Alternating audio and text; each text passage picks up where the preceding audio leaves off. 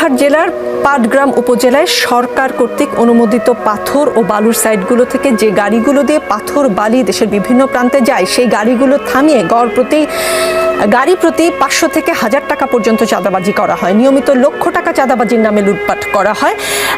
সার্জিস আলম পোস্টে লিখেছেন, বাকিটুকুও পড়ছি। আজকে পাটগ্রাম উপজেলার ইওনো সেই চাঁদাবাজদের মধ্য থেকে দুজনকে ধরে এনে শাস্তি হিসেবে 1 মাসের জেল দেয়। পরবর্তীতে বিএনপি এবং স্বেচ্ছাসেবক দলের কয়েকশো নেতাকর্মী এসে থানা ঘেরাও করে, ভাঙচুর করে এবং ওই চাঁদাবাজদেরকে ছিনিয়ে নিয়ে যায়। জেলা পুলিশ সুপার পার্শ্ববর্তী হাতীবান্ধা থানা থেকে পুলিশের এক্সট্রা ফোর্স সহযোগিতা চাইলে হাতীবান্ধা থানার বিএনপি নেতাকর্মীরা সেই থানাও অবরুদ্ধ করে রাখে।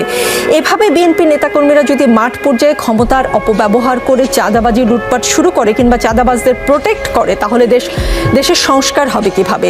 স্থানীয় লোকজন বলছে সেখানকার যিনি এমপি প্রত্যাশী তার মদতে এসব হচ্ছে। এই পোস্টে সার্জিস আলম, তারেক রহমান ও মির্জা ফখরুলকে ট্যাগ করেছেন।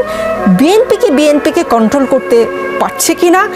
এখনই যদি এই অবস্থা হয়, আপনারা 460টা উপজেলা